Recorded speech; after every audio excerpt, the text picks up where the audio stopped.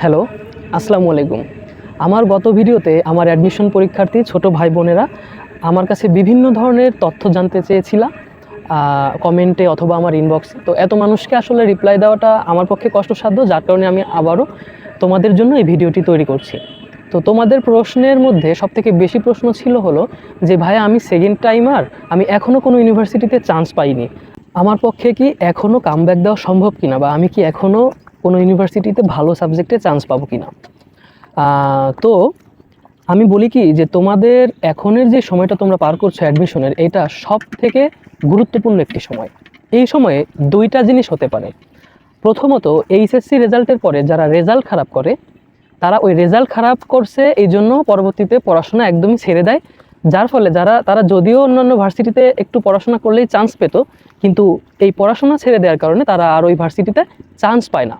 যেটা হয়েছিল আমার ক্ষেত্রে, আমি ফার্স্ট টাইম এইচএসসি 2019 সালে আমার রেজাল্ট খারাপ হয়, 4.58 হয়। তো রেজাল্ট দেওয়ার আগে আমি খুব ভালো পড়াশোনা করতেছিলাম, আমি উন্মেষে কোচিং করতাম, আমি ডেইলি এক্সামে 40-45, উইকলি এক্সামে 75-78-80 এভাবে ভালো মার্কস পেতাম। কিন্তু রেজাল্ট দেওয়ার পরে আমি ডিমোটিভেট হয়ে একদমই লেখাপড়া ছেড়ে দিই, যার কারণে প্রথম বছরে আমি 2-1টা ইউনিভার্সিটিতে, ঢাকার বাইরে যে ইউনিভার্সিটিগুলোতে কোনো রকম মেরিট লিস্টে আমি ছিলাম, বা কোনো রকম লাস্টের দিকে সাবজেক্ট পেতাম আর কি। তো পরবর্তীতে সেকেন্ড টাইম দিয়ে আমি যশোর বিজ্ঞান ও প্রযুক্তি বিশ্ববিদ্যালয়ের ফার্মেসিতে ভর্তি হই। তো আমি এটা কেন বললাম যে যারা সেকেন্ড টাইমার এবং এখনও কোথাও চান্স পাওনি, তোমাদের যদি বেসিক ভালো থাকে, বেসিক ভালো আছে, এটা তুমি কিভাবে বুঝবা? তোমার যদি প্রত্যেকটা মেইন বই খুঁটিনাটি পড়া থাকে, তাহলে তুমি বুঝে নিবা যে তোমার বেসিক ভালো আছে।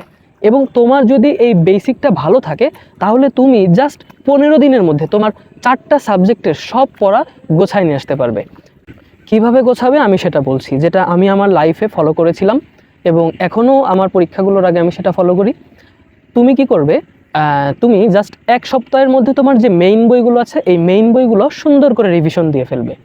এরপরের যে টাইমটা, এর পুরোটা টাইম তুমি দিবে প্রশ্ন ব্যাংকের উপরে। প্রথমে তুমি চ্যাপ্টার ওয়াইজ আলাদা আলাদা কোশ্চেন ব্যাংকগুলো সলভ করবা। সেটা কৃষি কোশ্চেন ব্যাংক হতে পারে, সেটা বিজ্ঞান প্রযুক্তি, সেটা ঢাবিক, সেটা মেডিকেল, যে কোনোটা হতে পারে। কারণ important things are always important, মানে তোমার যেটা গুরুত্বপূর্ণ প্রশ্ন সেটা সব জায়গার জন্যই গুরুত্বপূর্ণ। তারপরে তুমি কি করবা, তারপরে তুমি ঢালাওভাবে প্রশ্ন ব্যাংকগুলো সলভ করবা। তার মানে যেখানে সেশন ওয়াইজ আলাদা আলাদা প্রশ্ন দেওয়া আছে, মানে 4টা সাবজেক্টে একই প্রশ্নের মধ্যে দেওয়া আছে, ওইটা তুমি সলভ করবা। এবং সলভ করবা কিভাবে, দেখা যাচ্ছে তুমি 100টা প্রশ্নের মধ্যে সলভ করে তুমি 75টা প্রশ্ন খুব সুন্দরভাবে পারলে, মানে এটাই তোমার আর কোনো ভুল হবে না। এখন ওইটাই তোমার কোনো সমস্যা না, ওইটা তোমার পরীক্ষা আসলে তুমি পারবা। কিন্তু দেখবা যে তুমি একটা ইউনিভার্সিটিতে যেই টপিক থেকে ভুল করতেছো, অন্য ইউনিভার্সিটিতে ঠিক সেম টপিক থেকে তুমি ভুল করতেছো। এটা কিন্তু আমার লাইফের সাথে আমি দেখছি, এবং আমার স্টুডেন্টরা যারা ওরা পরীক্ষা দেয় অ্যাডমিশন, ওদের থেকেও আমি এই ব্যাপারগুলা মানে রিয়েলাইজ করছি। তো তোমার কি করতে হবে, তোমার আগে তোমার যে ভুলগুলো আছে সেই ভুলগুলা আইডেন্টিফাই করতে হবে যে তোমার অ্যাকচুয়ালি কোন টপিকটাই ভুল আছে। তুমি যখন কোশ্চেন ব্যাংকটা সলভ করবা, তখন জাস্ট দাগ দিয়ে রাখবা যেটা তুমি একবারেই অ্যান্সার করতে পারতেছো না। তখন তুমি দেখবা যে ওই টপিকটা তোমার মেইন বইয়ের কোথায় আছে, আই মেনশন ওই টপিকটা তোমার মেইন বইয়ের কোথায় আছে। তখন তুমি ওই টপিকটা আবার ক্লিয়ারলি গোড়া থেকে পড়ে ফেলবা।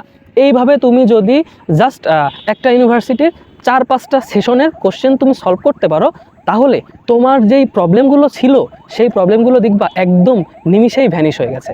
এবং এরপর তুমি জাস্ট কনফিডেন্টের সাথে পরীক্ষাগুলাই অ্যাটেন্ড করে পরীক্ষাটা দিয়ে আসলে দেখবা যে আল্লাহ যদি সহায় থাকে, খুব ভালো একটি পজিশন তোমার থাকবে। তো এ ধরনের কথাবার্তা বলার জন্য তোমাদের অনলাইনে অফলাইনে অনেক ভালো ভালো ভাইয়ারা আছেন। আমি মূলত এইচএসসি স্টুডেন্টদের নিয়ে অনলাইনে তেমন বেশি কাজ করি না, তারপরেও আমার কাছে এতটুকু মনে হলো বলার দরকার, এই জন্য আমি বললাম, তোমরা প্রশ্ন করেছিলে, এই আর কি। তো তোমাদের এখন হতাশ হয়ে যাওয়া যাবে না, দাঁতে দাঁত কামড়ে পড়াশোনা করতে হবে। পড়াশোনা ছাড়া তোমাদের এখন আর কিছু নেই। এখনও গুচ্ছের মধ্যে অনেক ভালো ভালো ইউনিভার্সিটি আছে। এই যে পেছনে দেখো আমার বিশ্ববিদ্যালয়, যশোর বিজ্ঞান ও প্রযুক্তি বিশ্ববিদ্যালয়, আগামীকালকে আমাদের ইউনিভার্সিটি ডে। বিশ্ববিদ্যালয়ের মধ্যে খুব বড় আয়োজন চলতেছে, সবাই খুব আনন্দ করতেছে। তাদের কিন্তু এত লাইফে তেমন কোনো এখন প্যারা নেই। প্যারা আছে ইউনিভার্সিটিতে আসলে সেটা বুঝতে পারবা। তো ওই প্রেশারটা নাই যে আমার একটা ইউনিভার্সিটিতে চান্স পেতেই হবে, নাহলে কী হবে, পাবলিকে চান্স পেতে হবে।